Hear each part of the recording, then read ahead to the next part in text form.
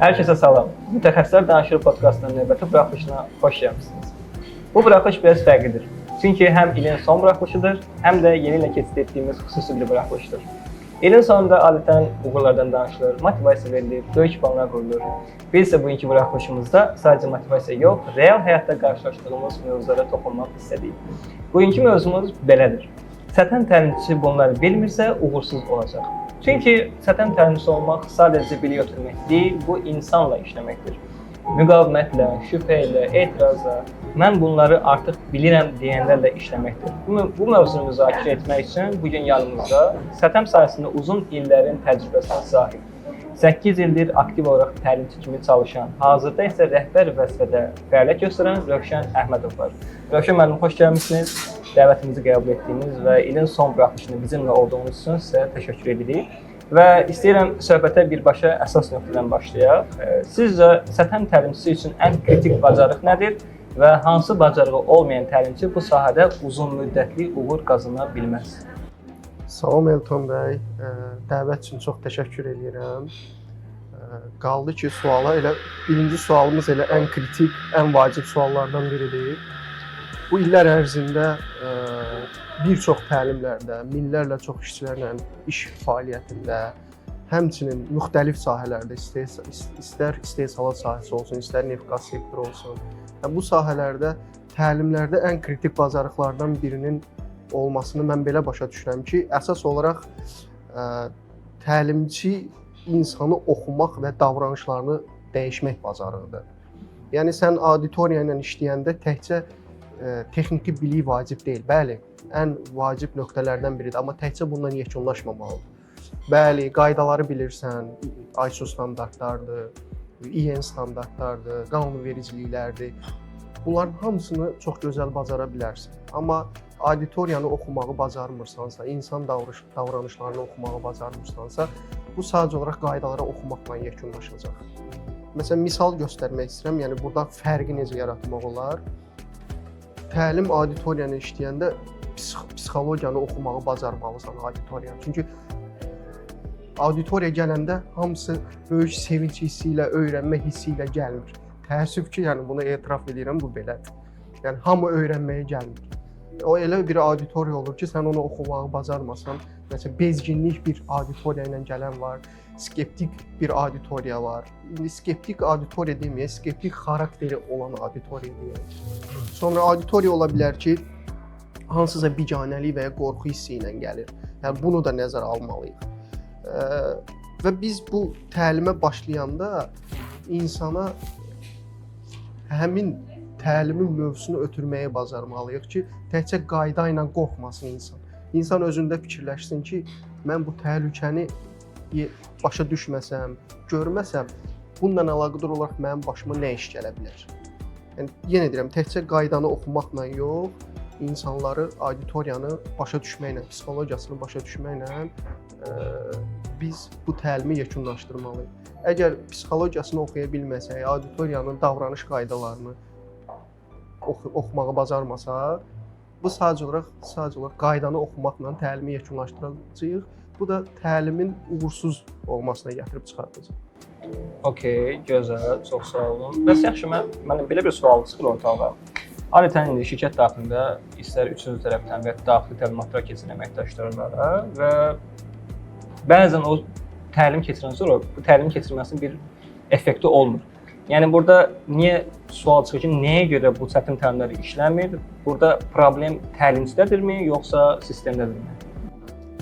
Bu sualın cavabı iki yönümlüdür. Bəli, təlimçidə də problem ola bilər, reallıqdır, yəni bunu qəbul etməliyik və sistemdə də ola bilər. Bu sistemlə əlaqədar olaraq bu 8 il ərzində mənim ən çox çətinlik çəkdiyim problemlərdən biridir, yəni əsas nöqtələrdən biridir. İndi sual yarana bilər, niyə? Onu izah etmək istəyirəm. Məsəl üçün, təlim başlayır, təlimçi başlayır qaydaları oxumağa. Burada bu maddəsində, nöqtə maddəsində bu deməkdir, ISO standartının filan maddəsində, nöqtəsində bu deməkdir. Başlayırsan izah eləmək. Amma auditoriya bundan başlamaq istəmir. Auditoriya bilmək istəyir ki, mənim burada olmaq məqsədim, hədəfim nədir? Mən burada niyə iştirak edirəm? Bəli, bu qayda var, bunu eləməlisən. Mən bu qaydaya niyə əməl eləməliyəm? təkcə qanun bunu bizdən istədiyi üçün eləməliyik. Bunu başa düşməliyik. İkinci məsələ, təlimçi mövzunu izah edəndə nəzərə almalıdır ki, qarşısındakı işçi heyətidir, mühəndis heyətidir, rəhbər heyətidir. Təlimçi eyni mövzunu hər auditoriya müxtəlif növlərdə izah eləməlidir. Əgər işçiyə də eyni mövzunu eyni dildə, rəhbərə də eyni dildə izah eləsə, onda artıq bu bir monotonluq yaradır. Monoloq olur. Qısaca desək, yəni, mən bu təlimdə iştirak eləməliyəm, sertifikatımın vaxtı bitib, yeni bir sertifikat almalıyam. Amma onların dilində izah eləsək, bu təlim daha uğurla yekunlaşır. Sonrakı məsələlərdən biri də nədir? İnteqrasiya məsələsidir. İnteqrasiya məsələsi nədir? Mən danışıram və elə bir tonda danışıram ki, siz təlimdə iştirak edirsiniz, onsuz da təlimə qulaq asmalısınız. Amma ortada inteqrasiya yoxdursa, inteqrasiya nədir? Adam sual vermir, müzakirə aparılmır, mübahisə eləmir, etiraz eləmir. Bunlar yoxdursa, az öncə dediyim kimi bir monoloqa çevrilir. Adam dediyim, yəni söhbət iştirakçıdan gedir. İstər işçi olsun, istər mühəndis heyəti olsun. Sakit oturubsa, bu demək deyil ki, auditoriya sakitdir. Mən də təlimi izah eləyirəm, danışıram və təlim çox gözəl keçir. Əslində sən həmin qarşındakı şəxsi danışdırmasan, hiss eləməyəsən o problemi nədir, öyrənmək istədiyini. Sadəcə başını yelləyəcək ki, başa düşdünüz? Bəli, başa düşdüm. Açıq suallar verilməlidir. Misal göstərmək istəyirəm. Hündürlükdə işləyirsiniz, düzdür? Elə olubmu ki, təhlükəsizlik kəmərini taxmamısınız və niyə? Bu sualı verəndə artıq qarşındakı insan düşünməyə başlayır. Düşünməyə başlayırsa, demək şuur yaranır.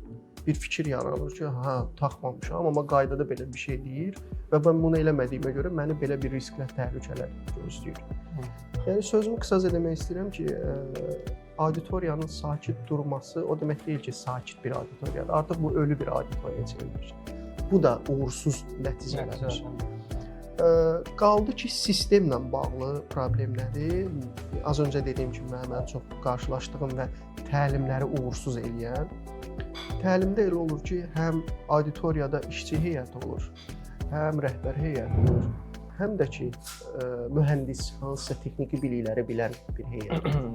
Belə bir şey baş verir ki, auditoriyada birinci dəfə təlimdə iştirak edən olur, dəfələrlə də təlimdə iştirak edən olur. Çox böyük problemlərdən biridir, rastlaşdığım problemlərdən biridir. Adam güncəlləməyə, yeniləməyə gəlib, amma yanındakı şəxs isə, bəli, ola bilər onun rəhbərliyi altında işləyir, ola bilər başqa bir şirkətlərdə fərqi yoxdur, yəni bunun bir fərq olaraq demirəm. Və təlimi izah eləyəndə bunun üçün, bu şəxs üçün, o şəxs üçün yenilik olur. Amma təlimə yeni gələn şəxs üçün yenilik olmur. Təlimin formatını biraz fərqli vermək lazımdır ona.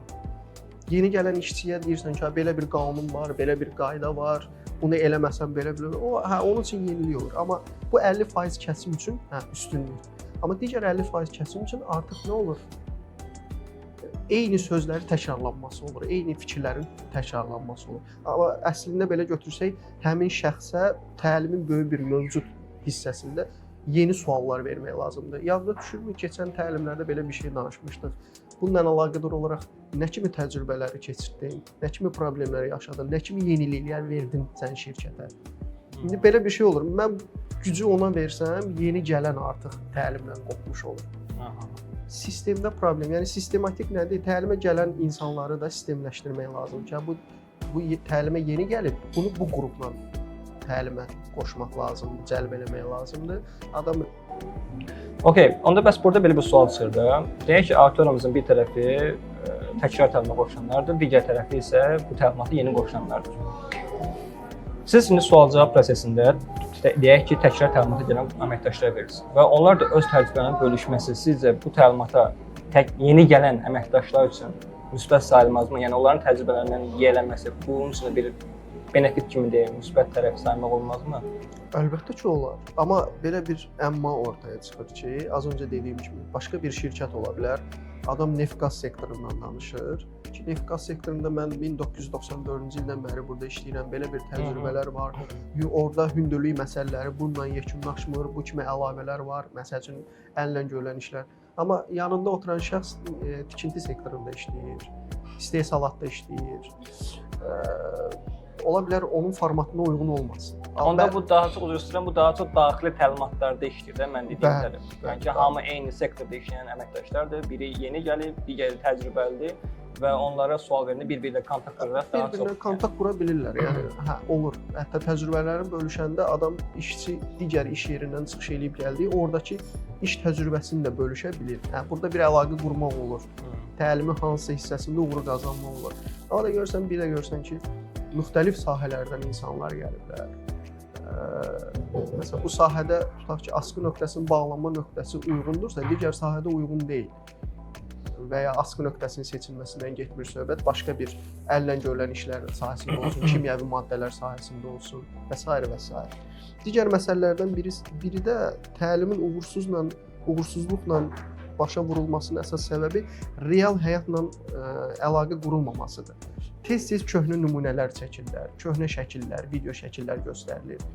Tez-tez hansısa ölkələrdən göstərilir. Bu ölkədə belə bir hadisə baş verdi. Falan ölkədə belə oldu. Adam artıq nə edir? Elə nə oldu? Elə ancaq bu hadisələr eyni case hər il təkrarlanır. Eyni кейsləri hər il təkrarlanır. Və deyirlər, nə oldu? Yəni bu hadisədən bir nəticə götürülmədi bizim üçün. Ona görə real hadisələrdən nümunə qurulmalıdır. Tez-tez həmin nümunələr dəyişilməlidir. Düzdür, mən tərəfdarı deyiləm ki, hər gün bir dənə bədbəxt hadisə baş versin, özdə Belarusdakı bizim ölkədə. Ondan nümunə çəkilsin. Amma formatı biraz dəyişmək olar. Məsəl üçün, formatı necə dəyişmək olar? Keçən təlimlərimizdə danışdığımız belə bir hadisə olmuşdu və biz bundan bir nümunə götürdük. Siz keçən təlimlərimizdə baxdığınız bu nümunədə indiki zamanda, yəni indiki növbətin zamandan gedir ki, siz buna uyğun olaraq nə tədbir gördünüz ki, gələcəkdə sizə elə bir hadisə baş verməsin. Məsələn, bu təlimin üstündən bir il keçib və siz yenilənməyə gəlmisiniz. Bundan nə dərs götürdünüz? Məsələn, formatı belə bir dəyişmək olur. Yoxsa eyni şeyin üstündə danış. Və yeni trendləri izləmək, yəni son baş vermiş hadisələrdən çıxardan. Mütləq yeni təlimçi yeni belə deyək, məlumatları, yeni xəbərləri izləməlidir və bunu təliminə uyğunlaşdırmalıdır. Yəni bunu xəbər maqazin bir formata çevirməməlidir. Təlimin mövzusuna uyğunlaşdırmalıdır. Əla, Rəşid müəllim, çox sağ olun. Keçirik növbəti sualımıza. Növbəti sualımız ona ibarətdir ki, yetkin insanların öyrənmə psixologiyasını bilməyən təlimçi hansı tip auditoriyanı itirir? Bu illər ərzində məsələn minlərlə çox auditoriya ilə iş fəaliyyətim olub, təlim olub, həm yeni gəlmişəm, həm nəzəri, həm praktik olaraq. Mən həmin o sualımıza əsasən həmin itirdiyimiz qrupu 3 qrupa bölürəm. Aha. Birinci qrup mənim ilk təlimlərə başladığım dövrlərdə. Birinci qrup ən çətin qrup saydığım, yenə deyirəm bu öz şəxsi fikrimdir. Təcrübəsi 30 ilə yaxın olan insanlar. 30 il bu iş sahəsində işləmişəm. Kifayət qədər. Bəli. Belə deyək, bişmiş adamlar da. Təsəllüm mən ilk dəfə təlimə qoşulanda, yəni təlimi tədris eləyəndə həmin işçinin bir sual oldu ki mənə, Rəşən müəllim, neçənci ilsiz? Dedim, mən 1994-cü iləm. Adam mənə qayıt dedi ki, mən 1994-cü ildə bu sahəyə başlamışam. Yəni demək ki, yaşın qədər təcrübəm var. Qısaca da yəni. Mən bu sahəyə 1994-cü ildə giriş eləmişəm. Yəni mənim üçün ən kritik nöqtələrdən biri idi. Bəs həmin adam necə cavab verir? Həmin tələbəyə deyir. Çox, yəni belə deyək, mən həmin işçilərə birinci əsas kritik nöqtə hörmətçil yanaşmaqdır. Sözsüz. Həmin insana hörmətçil yanaşmırsansa, o qrup artıq o qrupu itirmisən. Həmin cavabım da odur ki, auditoriyaya üzümü çevirib dedim ki, nə gözəl ki, yəni yaşım qədər olan bir insanın təcrübəsi var və bu auditoriyada iştirak eləyir. Bu təlimi bizim üçün daha maraqlı olacaq, elə edəcək. Yəni bəli, təlimdə biz hansısa ən yaxşı təcrübələrdən danışacağıq, qaydalardan danışacağıq. Amma burada elə bir şəxs iştirak eləyir ki, 30 ilə yaxındır, 30 ildən çox da təcrübəsi var və o bizim təlimimizi daha da maraqlı eləyəcək, daha maraqlı bir şeylər qatacaq. Bu insanda birinci növbədə məsuliyyət hiss elətdirir qarşısındakı insan. İkinci növbədə ona hörmət bəsləndiyini hiss elətdirir ki, mən burada vacib insanam. Ola bilər ki, hansısa mövzularda kimsə sual versə, təlimçi mənə qayıdıb sual verəcək ki, bəs siz bu 30 il ərzində bu təcrübədən nə qazanmışdınız, hansı tədbiri görmüşdünüz? Məsələn, insanı elə bir qazandırırsın. Gözəl. Mənim üçün ikinci kritik qruplardan biri, yəni öyrənmə psixologiyası üçün, yəni təlimçi üçün nəzərdə tutulan skeptiklərdir. Skeptiklər kimlərdir? Razılaşmayanlar. Nə mənada razılaşmayanlar? Mənə texniki bilik baxımından və təcrübə baxımından istinad gətirir, sübut gətirir. İstəyənlər. Məsələn, biz danışırıq ki, tutaq ki, filan yerli qanunvericiliyimizdə deyir ki, və ya qaydalarda deyir ki, oksigen səviyyəsi bu səviyyədən bu səviyyə olduqda insan qapalı sahədə işləməlidir. Niyə? Səbəb nədir? Nə olur ki, ondan aşağı olanda? Deyirsən ki, ölmə və xəsarət alma ola bilər və həyatını itirə bilər. Nəyə görə? Harda yazılıb bu? Hansı statistikadır? Və ya deyirəm ki, 10 nəfərdən işçilərdən dindirirsən ki, bel ağrılarından əziyyət çəkirsiniz, 9-u deyir ki, bəli, çəkir. Tutaq ki, ofisdə belə deyək də, kompüter arxasında oturan, istehsalatda ağır əşya ilə işləyən və ya heç uzağa getmirik, hətta təlimçi belə ayaq üstə dayanırsa, o belə bel ağrılarından əziyyət çəkir. Nəyə əsasən deyirsiniz? Hansı statistika bunu bizdən istəyir? Yəni, üzr bu tərzdə olan insanlar sizcə təlimi pozmaqmı istəyirlər, yoxsa öz biliklərini nümayiş etdirməkmi istəyirlər? Yəni burada məqsəd nə ola bilər həmin insanlar? Bu qrupun özü iki yerə bölünür. Bəli, təlimi pozmaq istəyən şəxslər də var, amma bir də var ki, adam məsələyə sənədlə yanaşmaq istəyir. Çünki deyir ki, mənim də şirkətimdə belə bir problem var. Mən rəhbərliyə müraciət edirəm ki, biz bundan əziyyət çəkirik və biz istehsalda geriyə gedə bilərik. Rəhbərlik də ondan hansısa bir formal surətdə sənəd istəyir ki, gətir bunu mənə sübut elə. Sən deyirsən ki, 10 nəfərdən 9-un beli ağrıyır. Ola bilər, mən də evdə belim ağrıya bilər, ağrı əşya. Mən nə itirirəm onda? Məsələn, sən adama statistika verirsən ki, 9 nəfərin belinin ağrıması 9 ay ərzində, 17 ay ərzində, gün ərzində 17 saat iş itirilməsinə gətirib çıxarır.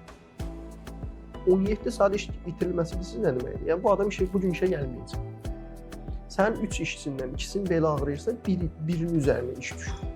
Sən tutaq ki, istehsal prosesindən danışırıq da, 10 dənə generator düzəldirdinsə gün ərzində, artıq bunu salacağıq yarı-bayarı, 4 dənə, 5 ədəd generator.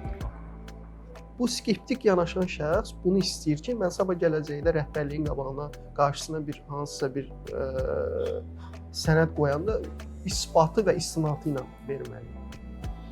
Digər şəxslər belə bir yanaşma eləyir ki, bəli, biz bunu dəfələrlə eşidirik, amma indiyə kimi başımıza bir iş gəlməyib. Bu üçüncü qruplardır. Yox, bu elə skeptik digər bir qrupudur. Bizim başımıza belə bir iş gəlməyib. Biz eşidirik ki, tutaq ki, civə ilə əlaqədar olaraq yerə dağılma olsa, filan qurumlara müraciət edilməlidir, kimya maddələrindən danışır. Dəfələrlə olub ki, civə yerə dağılıb, biz dəmişik, amma bizdə bir hadisə baş verir. Bununla əlaqədar çox gözəl video nümunələrim var, göstərirəm ki, illərlə civə ilə işləyən, illərlə digər kimya maddələrlə işləyən insanlarda 30-40 ildən sonra bu kimi peşə xəstəliyinə əlaqədar problemlər yaranır. Adam görür ki, yəni mənim tutaq ki 32 yaşım var, 47 yaşım var, fərq yoxdur. Video görür ki, qarşındakı insanın 67 yaşı var, artıq 67 yaşına qədər artıq o qədər əziyyətlər çəkib ki, öz-özündə bir şüur yanar ki, yəni bəlkə də bir 3 ildən sonra məndə də bu baş verəcək. Digər qruplardan biri zorla gətirilənlər. Mən onların adlarını zorla gətirənlərə baxıram. Yəni mən bu təlimə niyə gəlmişəm? Təcrübəmdə belə bir hadisə baş verib, həmin o şəxs mənim heç vaxt ömrüm boyu yadımdan çıxmayacaq. Adam heykəltəraş idi, hardasa 3 metr, yoxsa 4 metr hündürlükdə heykəltəraşlıqla məşğul olurdu. Bu yeri gəlmişkən dövlət layihəsi idi və həmin yerdə heykəlin belə deyək də dizaynını quran adam idi və onunla da onun işçisi 3 nəfər gəlmişdi. Səhv eləmirəmsə bu pandemiya dövründə idi. Nəsə belə bir vaxtlar idi. Ya ondan əvvəl idi, ya ondan sonra idi. Mənim yadıma düşür ki, düzdür, bu əslində uyğun bir şey deyil, düzgün bir şey deyil. Bu təlimin vaxtını çox aparmışdı. 1 saata yaxın ona izah eləmişdim ki, sən təlimdə niyə iştirak edirsən? 1 saat. Yəni sətəmdən başladım, sətəm qaydaları, sətəm psixologiyası, sətəm mədəniyyəti, dünyada belə hadisələr başlayır. Mövzu nə idi bəli? Təlim mövzusu nə idi? Təlim mövzusu hündürlükdə iş idi. Amma mən elə bir nöqtədən başladım ki, bir saatın sonunda artıq istirahət vaxtı verməli idim. Bir saatın sonunda dedi ki, bəli, həqiqətən də indi belə deyək də məni aldatmaq üçün həqiqətən başa düşdü ki, bəli, mən başa düşdüm, mən burada niyə iştirak edirəm həqiqətən. Çox sağ olun, belə təmkinli, səbirli olduğunuz üçün təlimə davam eləyə bilərik. Təlimin sonunda da ümumi bütün təlim bitdikdən sonra əlini sıxaraq bir daha üzrxahlıq və təşəkkür bildirir ki, mənə bu səbirlə, təmkinlə yanaşdığınız üçün təşəkkür edirəm. Təlim çox maraqlı keçdi. Yəni zorla gətirənlər mən niyə burdayam? İnandırmalısınız ki, siz niyə burdasınız? Çünki bu təlim prosesi elədir ki, məktəb deyil, universitet deyil.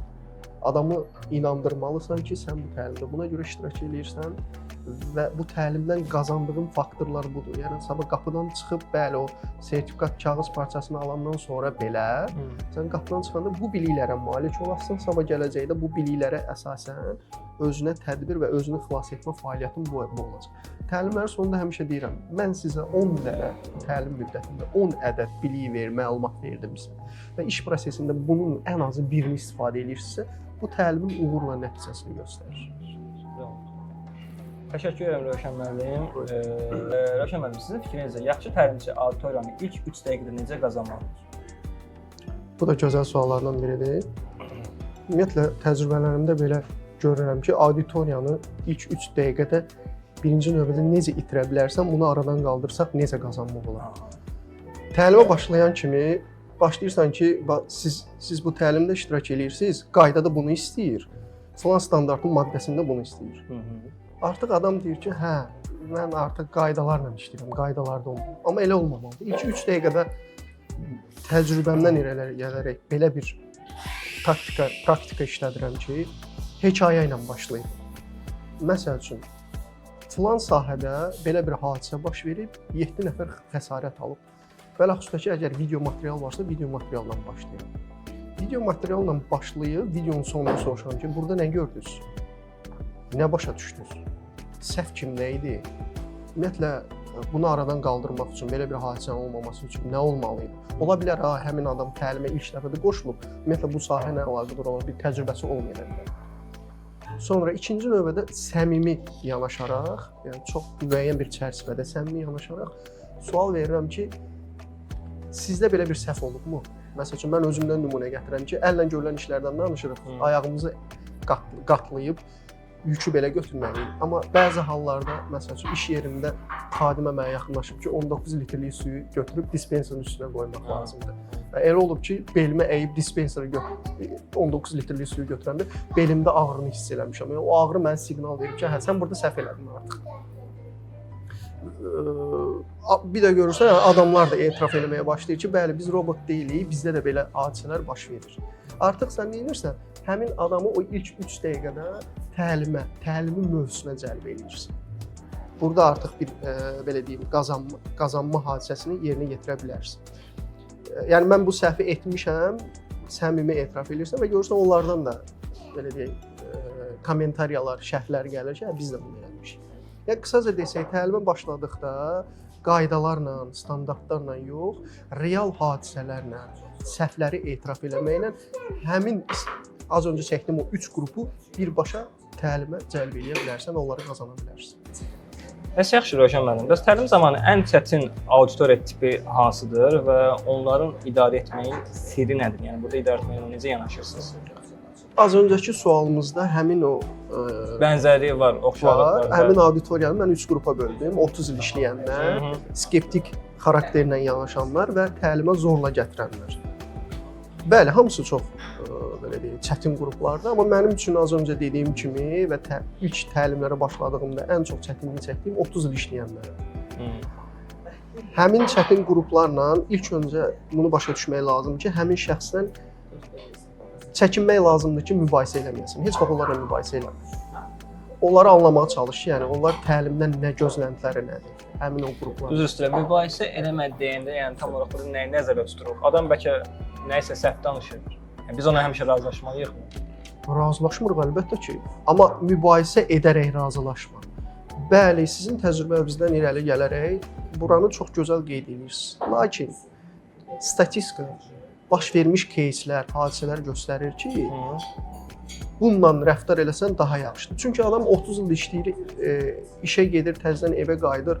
Bir çox kəsimi oturub statistika ilə maraqlanmır ki, hə, biz balonu yoxlamasaq nə hadisələr baş verər. Adam yanğın təhlükəsizlik təliminə gəlir, üstündən 1 il, 2 il keçir, bir daha gəlir. Amma hər gün o işdə 30 il ərzində işdən çıxanda demir ki, gəl gedək balonu yoxlayaq görək balon vəziyyəti nədir. Düzdürmü? Məsələn, bir çoxlarımız eləmir. Öz sahəmizə uyğun olaraq danışıram. Məsələn, gedək görək balonu üstündə birqasını vurublarmı? Amma statistika göstərir ki, balon müəyyən vaxtdan yoxlanılmasa, sabah hadisələr baş verəndə 10 balondan tutaq ki, 6 zədəlidirsə, sən elə bil ki, tutaq ki, 50 kvadrat metrəni itirirsən, yandı, kül oldu. Qarşısını ala bilmədin, əsas xilas etmə qrupu, yanğın söndürmə qrupu gəlməyənə qədər. Gözəl. Belə bir misal göstərmək olar. Bir dənə də burada əlaqəli sual çıxır ortalığa ki, tutaq ki, hər hansı bir təlimə başlamısan, hər hansı bir mövzuda, auditoriya sizi dinləmir. Yəni, belə bir vəziyyəti necə idarə edirsiniz, vəziyyəti necə çevirmisiniz? Bu sualdan irəli gələrək belə bir şərh bildirmək istəyirəm ki, neçə illər təcrübəsi olan təlimçilər mənlə razılaşır ki, hamı bu halına rastlaşır.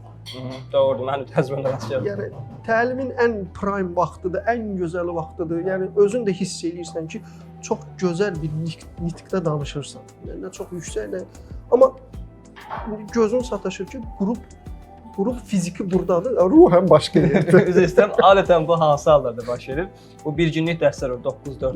Nahar vaxtından sonra qrup söndü. Qrup artıq sönüb. Yəni, yenə deyirəm, ən prime vaxtındasan, ən gözəl nöqtəsindəsən və özün də hiss edirsən ki, yəni normal danışırsan da, yəni burada heç bir səhv yoxdur. Amma görürsən ki, qrup istər o az öncə 3 qrupa böldüyüm şəxslər, 30 işləyənlər, ya skeptiklər, hətta skeptik, səndən o vacib məlumatı və istinadı, sübutu istəyən adam belə sönüb.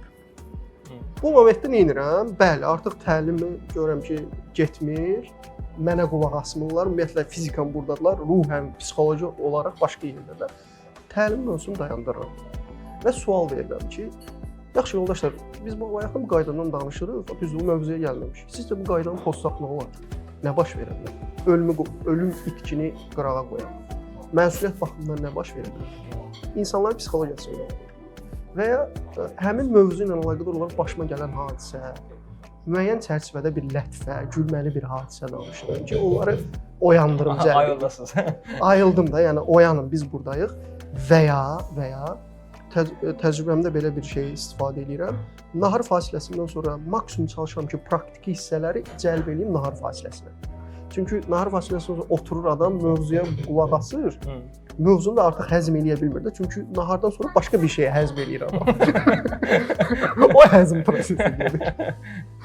Praktiki hissəni verirəm həmin şəxslərə ki, məsəl üçün riskin qiymətləndirməsi praktikasını gəl eləyək. Bax, ekranda tutaq ki, hansısa bir şəkil portreti görürsünüz. Orada nə kimi risklər var? Və ya hündürlük təlimidir, kəmərdən danışırıq, kəmərin geyinilməsi, soyunmasını. Gəlin çıxaq sahə praktikaya, orada kəməri geyinək, soyunaq istifadə edək. Və ya kimya maddənin dağılmasına, spil kitləri gətirirəm, yerə hansısa bir mayeni dağıdıram. Təhlükəsiz olan mayeni dağıdıram. Bu maye çox vaxt hansısa bir rəng qatıram ki, güya hansısa bir maddə. Su olur təbii ki, maye qatıram. Və ya yenə deyirəm, təcrübəsi çox olan insanlar mənlə razılaşar. Sadəcə olaraq qrup dincəlməlidir. Məlumat maraqlıdır, sadəcə məlumat toplusu o qədər çoxdur ki, artıq yorulub, beyni qəbul edə bilmir. Sadəcə ara fasilə vermək lazımdır. Kofe, çay fasiləsi, kofe fasiləsi və ya indi hamı mənlə razılaşır, tütün fasiləsi vermək lazımdır.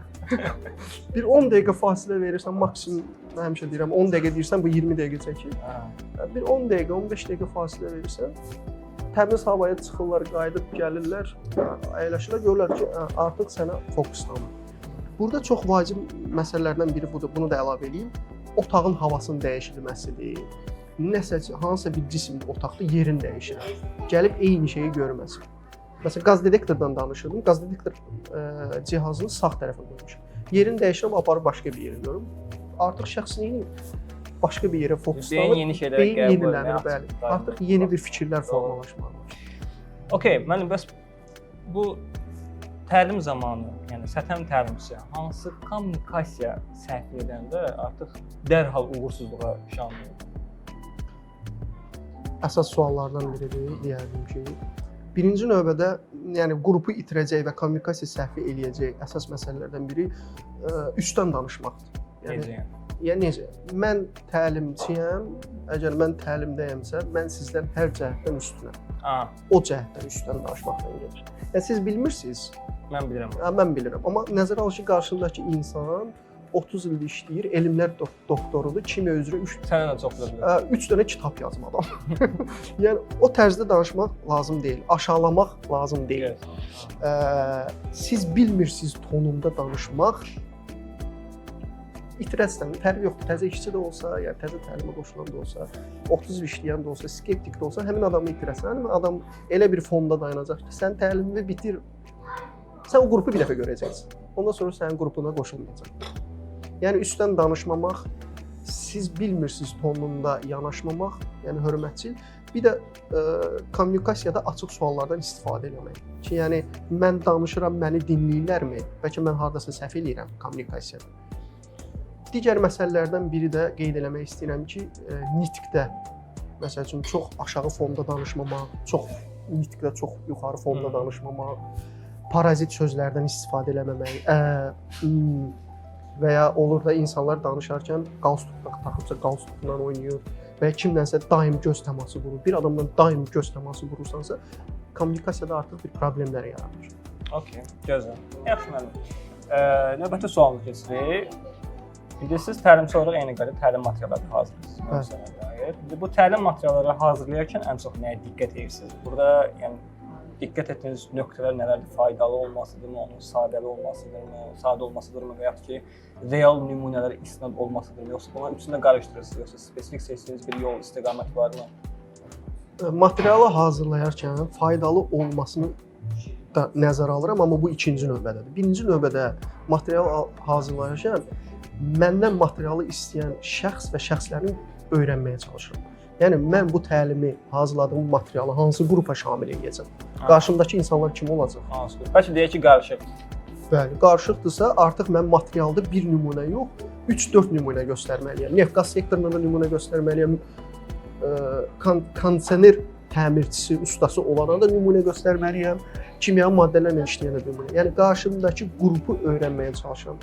Qrupuma kimlər gələcək, vəzifələri nədir, təcrübələri nədir, bu təlimdən gözləntiləri nədir? Birinci materialı hazırlayarkən yanaşmam budur. İkinci yanaşmam isə materialın məzmunudur, yəni kontentdir.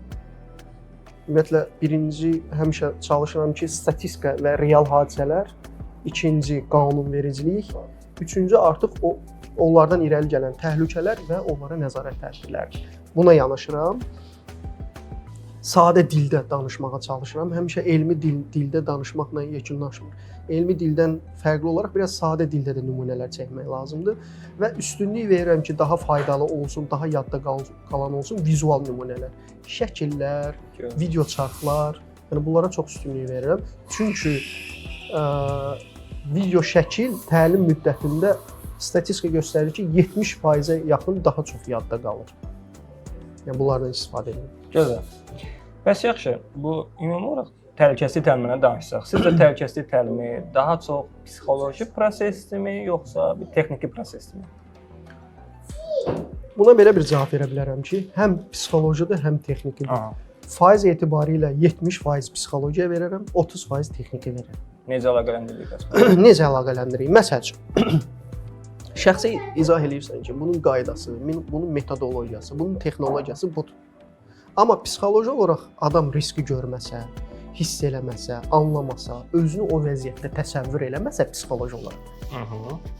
Texniki bilik artıq burada öz təsirini itirir. Onda təlimçi həm də eyni qədər insan psixologiyasını dərindən bilməlidir. Bəli. Çünki məsəl üçün mən özümdən deyirəm, 2018-ci ildən bəri hündürlük təlimləri keçirəm və ilk dəfə hündürlüyə 131 metrəyə qalxanda onda anladım ki, təlimdə deyilən o risk, qorxu nə deməkdir? Yəni 131 metrəyə kəndirlə çıxmaq. Bakıda hansı binada 131 metrəyə qalxmısınız? Köhnə Trump Tower, indi o Richard adı yadımdan çıxdı, sözün düzü. Yəni köhnə adı bildiyim qədər Trump Tower. Sonra məsələn 65 metrəyə Olimpiya stadionunda 65 metrəyə çıxanda başa düşürsən ki, hündürlük nədir? Nə demək?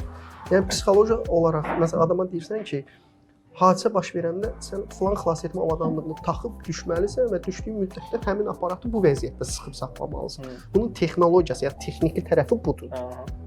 Bunu eləməsən avadanlıqda uğursuzluq ola bilər. Bu indi psixoloji yanaşmadır. Texniki yanaşma. Hə. Adamı aparırsan praktiki hissəyə, qaldırırsan həmin yerə, kəndirdə həmin o şeyi düzgün tutmadıqda, təbii ki, təhlükəsizlik çərçivəsində, məsələn bizdə orada təhlükəsizlik çərçivəsində bir müəyyən bir vasitələr. Doğru. Onu hiss edəndə, qorxunu hiss edəndə başa düşür ki, hə, mən həqiqətən də bunu tutmalıyam. Ona görə 70% psixoloji hissəyə verdim, təcrübəyə, təlimlərdən irəli gəlir təcrübəyə əsasən statistikaya. 30% də texniki biliyə və hər ikisi vacibdir, hər ikisi olmalı. Hər ikisi olmalı. Okay, bəs təlimçi özünü yeniləmirsə, bu anda, yəni hansı anlar daha doğrusu, auditoriya bunu dərhal hiss edir. Yəni hansı tip auditoriyadan daha çox hiss edir təlimçi özünü yeniləməyəndə? Az öncə dediyim o 3 qruplar var. Bu 3 qrupun 2 qrupu 30 il işləyənlər və skeptiklər dərhal hiss edirlər. Məsəl üçün hansı nümunə gətirsən köhnə şəkillərdən, qaydalardan, adam sənə qaydır deyir ki, yəni artıq yeni qanunvericilik çıxıb, yeni standart çıxıb. Bunun risk faizini bu qədər azaldır. Və ya bu şəkildə göstərdiyimiz köhnə bir sistemdir. Bunun üçün yeni bir sistem yaranıb. Bu daha effektivdir. Yəni qısaca desək, təlimçi köhnə şəkil və videolardan azad olunmalıdır. Daim medianı izləməlidir, daim qanunvericilikləri izləməlidir. Çünki hər bir qaydanın nöqtəsi, vergülü, hətta bir hansısa bir cümləsi dəyişirsə, ümumi bütün fikri dəyişir. Daim izləməlidir. Və bir dənə də belə bir məsələ bu cümlədən yayınmalıdır. Əvvəllər belə idi cümləsi. Əvvəllər belə idi, bunu indi belə eləyirlər. Bu cümlədən yayılmalıdır. Əvvəllər belə idi, yox, artıq keçməlidir. Yeni texnologiyada artıq belədir. Yeni qaydamızda artıq belədir.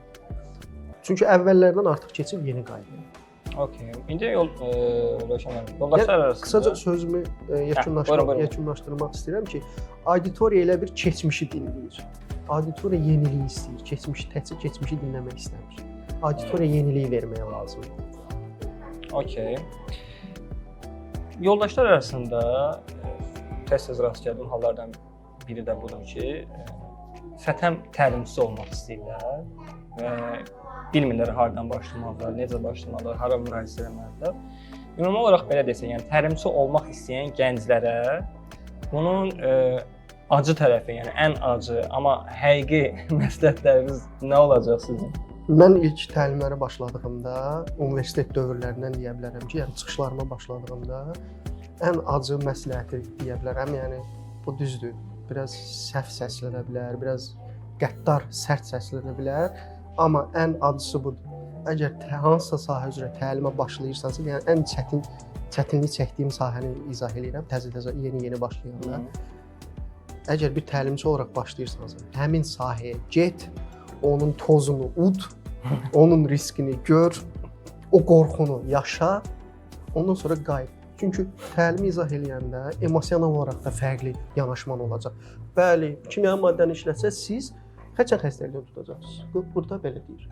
Bunu belə deməyəsən. Məsələn, filan sahədə bununla rastlaşdım. Məsələn, patinkamın saraldığını necə gördüm, dırnaqlarımın təcrübə olmalıdır. Yəni o sahə üzrə təcrübəsi olsa daha yaxşıdır. Məsələn, mən bu sahəni təkmilləşdirmək üçün işlədiyim iş yerində xahişlə, təkliflə deyirdim ki, mən bu sahəni keçirəmsə, xahiş edirəm, bir günlük məni o sahəyə göndərin. Bir iş günü mən gedim o sahə ilə məşğul olum məsələn. Tutaq ki, mənim gəmidə bir təcrübəm yoxsa, məni gəmiyə göndərin, bir iş günü o gəmidə olum. Və ya bir iş günü qapalı sahənin içərisinə girim ki, o qapalı sahədə o hansı hiss var, hansı toz var, hansı maddə var, onun qoxusunu hiss edim. Yəni qısaca desək, sən görmədiyini izah edə bilməzsən. Bəs yaxşı, bu bir tərəfi təcrübə olmalıdır. Okay. Başqa yəni məsləhətlərimiz nələrdir bu təlimçi olmaq istəyən gənclər kimi plan məsəl üçün addım atsınlar, öyrənsinlər və ya ki maraqlansınlar. Digər tərəfi nədir? Texniki biliklərini artırsınlar hansısa sahə üzrə.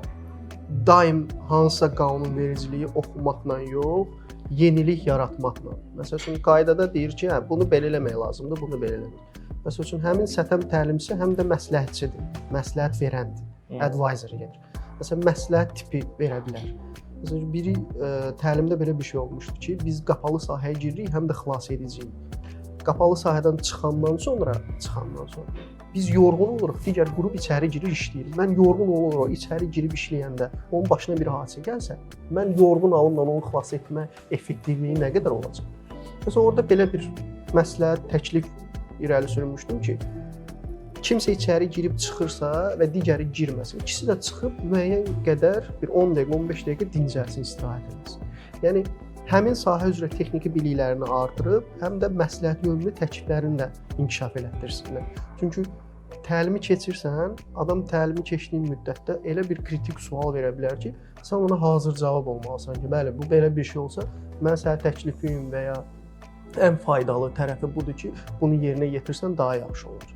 Okay, bəzən də bu yoldaşlar arasında fikir gəlir ki, təlimçi olan şəxslər hər şeyi əzbərə bilməlidir. Məsələn, deyirəm özümdən, qanunvericilikdir. Atıram, gündəlik zamanı texniki təhlükəsizlik qaydaları. Oradakı olan bəndləri sizə verilən anda cavabını bilməlisiniz. Nöqtə vericiyinə qədər və ya ki, siz istinad edəndə bəndini əzbər bilməlisiniz deyə belə bir fikirlər dolaşır əməkdaşlar arasında. Bu siz necə yanaşırsınız bu fikrə? Əgər sən təlimi keçirsənsə hansı sahə üzrə, ona hakim olmalısan, qaydalarını bilməlisən, ən yaxşı təcrübələrini bilməlisən. Bununla razıyam. Amma hər şeyi bilməlisən deyilən bir anlayış səhv fikirdir. Ola bilər ki, adam elə bir iştirakçı, istər o 3 qrup üzrə deyirəm, istər 30 il işləyən skeptik, belə bir sual verə bilər ki, sən bunu bilməyə bilərsən. Bu real bir təcrübədir. Yəni hamı məndən razılaşar ki, belə bir şey olub. Bilməyə bilərsən. Və bu sənin pis təlimçi olduğunu qələmə vermək deyil və ya sənin təliminin uğursuz olmağı deyil. Razılaşa bilərsən ki, bu sahə üzrə müəyyən bir bilik və ya müəyyən bir cavabım yoxdur, amma bunu dəqiqləşdirib sizə məlumat verə bilərəm. İstər bunu təlimdən sonra, istər müəyyən müddətdən sonra. Yəni o səhv fikirdir ki, hər şeyi bilməlisən. Hər şeyi bilə bilməzsən.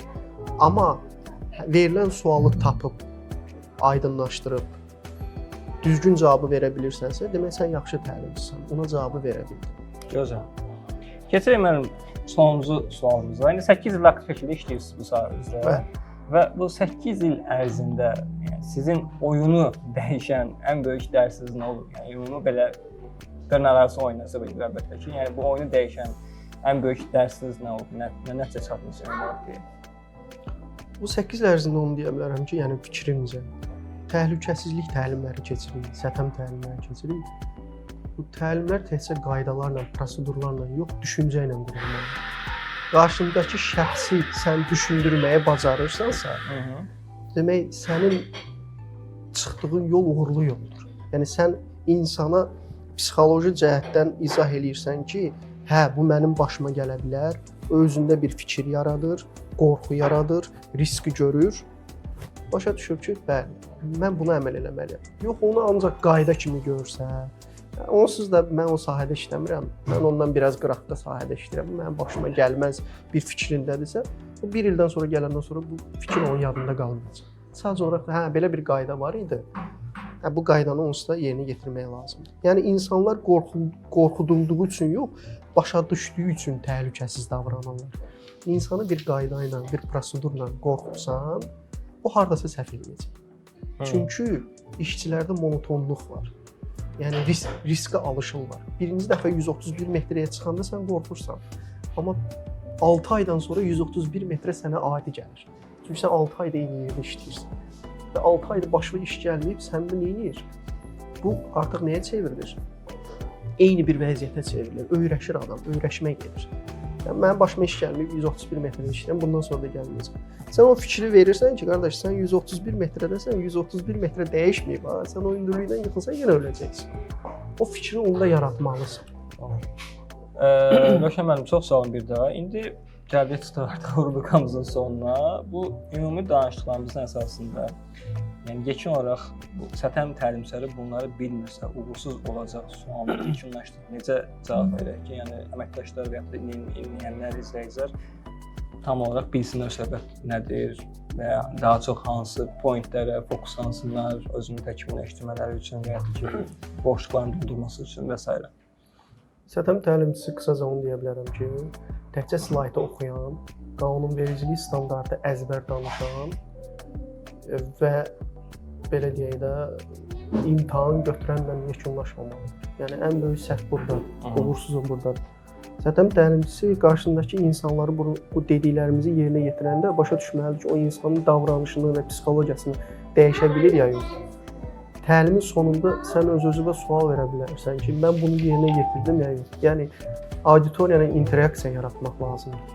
Yəni söhbət eləmək, açıq suallar vermək, mübahisə eləmək, müəyyən bir çərçivədə əlbəttə ki, mübahisə eləmək və mübahisənin son nəticəsini əldə eləməkdir. Bu bir. İkincisi, əgər həmin sahə üzrə təcrübəsi yoxdursa, qısa müddətli bir təcrübə qazanmaq. Yəni bunu indiki dövrdə gənclərimiz də mənlə razılaşar ki, bunu əldə eləmək sadədir. Yəni həmin sahəyə gedə bilər, həmin sahə ilə hansısa video materiallarla tanış ola bilər, daim bundan tanış olsunlar və ya o sahədə işləyən şəxslərlə təcrübəli, utanmadan təbii ki, çəkinmədən həmin şəxslərlə mülahizələr, söhbətlər aparılmalıdır. Onlardan xahiş eləməlidir, təklif eləməlidir ki, məni bu sahə üzrə yönəldə bilərsənmi? Mən gəlib sizin sahə ilə müəyyən əməkdaşlıqla əlbəttə ki, məxfiyi pozmamaqla tanış olum. Yəni bu bir. İkincisi, insanların psixologiyasını oxumaq bacarığı olmalıdır. Təlimçi həm də bir psixoloqdur belə baxanda. Çünki sən tutaq ki, səhər saat 9-dan axşam saat 4-ə 5-ə kimi dayanmadan danışıb qarşındakı insanların psixologiyasını başa düşmürsənsə, demək sadəcə bir monoloq olur. Yəni bir monoton bir dərs olur ki, mən bura gəlmişəm dərs demək, siz də bura gəlmisiniz qulaq asmaq. Artıq sən burada bir uğursuzluq əldə edirsən. Digər məsələlərdən biri də özlərini daim təkmilləşdirmək məsələsi. Həmin sahədə daim təkmilləşdirmək, yeni təcrübələr öyrənmək, özlərini təlimlərə cəlb eləmək, bundan utanmadan təlimlərə cəlb olunmalıdırlar. Daim təcrübəli şəxslərlə təlimlərdə iştirak eləmək, praktiki hissələrə çox önəm versinlər, yəni praktiki hissələrdə iştirak eləsinlər həmin sahə üzrə. Bir də ki, auditoriya qarşısında çıxış eləyəndə başa düşsünlər ki, bəli, mən bu gün çıxmışam, özlərinə hədəf qoysunlar. Məsələn, məndə belədir. Mən bu gün təlimə gedirəm, təlimin mövzusu budur və insanlara bunu izah eləməyə gedirəm, bunu çatdırmağa gedirəm. Əgər təlimin mövzusu budur, mən bu slaytı oxuyacağam və bu təlim bitəcək kimi auditoriyaya daxil olursa, birinci növbədə öz təlimi uğursuz olacaq, ikinci növbədə auditoriyasını itirəcək. Gözəl. Rövşən xanım, çox sağ olun, vaxt ayırdınız, bugün bizə qoşuldunuz. Təşəkkür edirəm. Öz dəyərli təcrübənizi, fikirlərinizi, rəyinizi bizlərlə bölüşdünüz. İnşallah ki, bizi izləyən əməkdaşlar da bu sizin tövsiyələrinizə gələnərlər, əməl eləyərlər. Çox sağ olun. Sizin nəsə əlavə bir fikriniz? Mən təşəkkür edirəm belə bir təşəbbüsü yaratdığınız üçün, məni dəvət etdiyi üçün çox təşəkkür edirəm. Ümid edirəm ki, mənim fikirlərim, mənim təcrübələrim ilk növbədə yeni qoşulan gənc təlimçilərə böyük bir töhfə verər, ümid edirəm. Həm də ki, biz burada bir çoxlarının bildiyi, amma danışılmadığı problemlərə toxunduq. Doğru. Və onlar üçün də bir yol olar, bir uğur olar ki, bunu istifadə edib, gələcəkdə təkmilləşdirib öz təlimlərində istifadə eləyərlər və buradan irəli gələrək siz də təlim keçirsiniz. Sizə də böyük bir uğur arzu edirəm. Təşəkkür edirəm. Sizə də müvəqqətlər arzu edirəm. Çox sağ olun. Təşəkkür edirəm. Çox sağ olun. Əziz izləyicilər, sizə də ayrıca olaraq təşəkkür edib bizi izlədiyiniz üçün. Əgər təlimlə bağlı, verilişlə bağlı, üzr istəyirəm, rubrika ilə bağlı hər hansı bir sualınız, təklifiniz, iradınız olduğu təqdirdə çəkinmədən rəy bölməsində bizlərlə bölüşə və qeyd edə bilərsiniz. Sağ olun, salamat qalın. Bayramınız mübarək olsun.